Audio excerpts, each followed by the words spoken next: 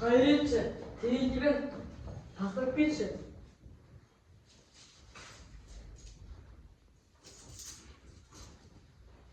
Dağılış.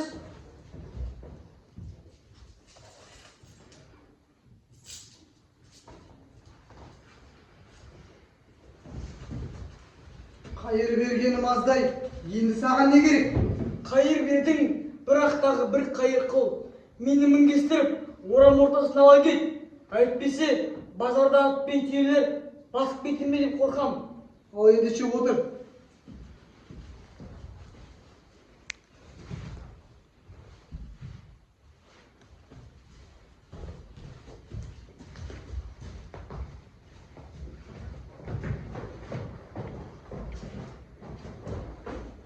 Ал түс, орам ордасына жеттік қой.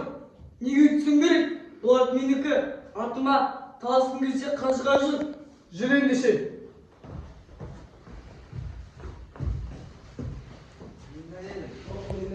Жоқ, менің әйелім. Жоқ, менікі. Жүр ендеше қазыға.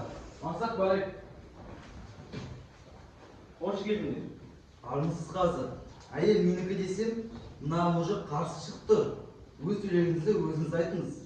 Әйелді қалдыр, өздерін ертең келіңдер. Жақсы.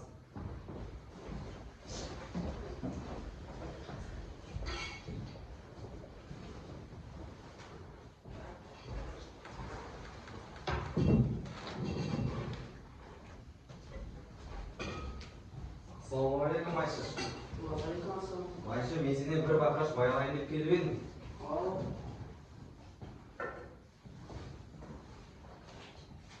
Бұл ақша менікі. Жоқ, жібер, менің ақшам. Жоқ, менікі.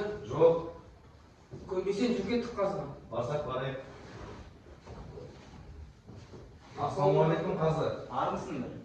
Қазір мен бағана майшыға бір бақаш майлайын деп барып едім, және оның ақшасын өлшейін деп қалтамнан ақшаны шығарсам, ол менің барлық ақшама жармасып алды. Және де ол ақша менікі дейді. Төлегін өзіңіз беріңіз. Бұл өтірік қазір. Ол менен май алуға келген соң бір бақаш майды бергем. Ол бір алтынды бөліп берейін деген кезде қалтамнан ақшаны шығарып үстел үстіне қойдым. Ол алып қашпақшы болған кезде қолынан жармасып сізге алып бердім. Ақшаны қалдыр, өздерін ертең келіңдер.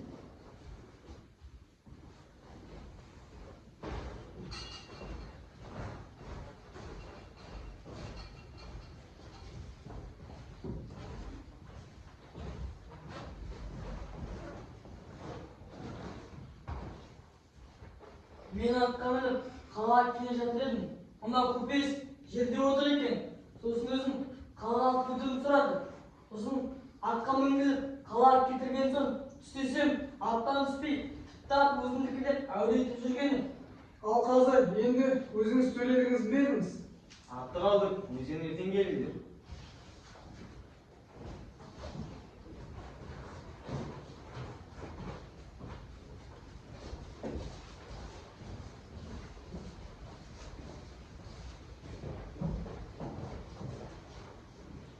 Қазы алдыңызға келіп тұр. Төлеріңізді айтыңыз. Әйелім одан кір, мұжыққа елуші ұрғызамын. Жақсы.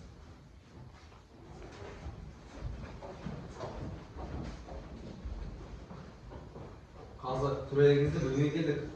Ақша қасапшы сенікі. Майшыға елуші ұрғызамын. Жақсы.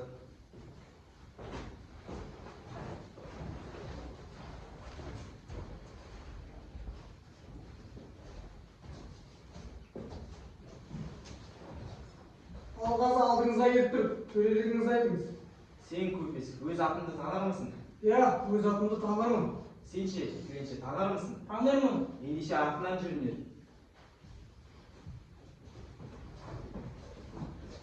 Ең алдымен көпес өзіңдір. Я, бұл менің атым. Ендігі тіленші сеніңдір.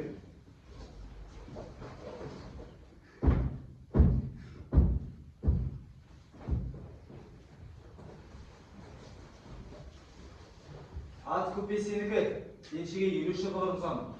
Жақсы.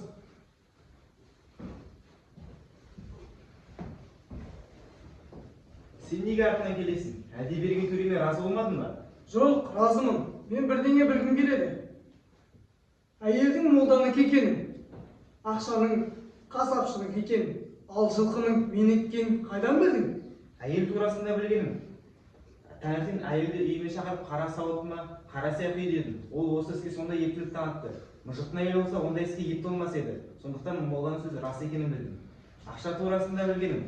Таңертең кешке қарай ақшаны қара құмыраға құйып салып қойдым. Таңертең тұрсам май шығар ма екен деп қарасам май шыққан жоқ.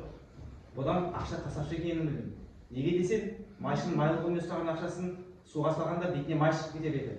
Ең қиыны ат турасында болды. Сен таныған атты тіленшідей таныттыр. Бірақ менің басты мақсатым сендер атты емес, ат сендер таныр ма екен болды. Сен атқа жақындағанда ат еркеледі, ал тіленші жақындағанда құлағын жымитып аяғын көтерді. Бұдан ат сенікі екенін білдім. Мен көпес емес, Бауақас деген патшамын. Жұрттың айтуы бойынша сен жақсы қаз екенсің. Соны тексергім келді. Көңілімнен шықтың. Ал енді тілегің болса тіле. Маған сенің керегі жоқ. Патшамның осы мақсағаны жете берсін.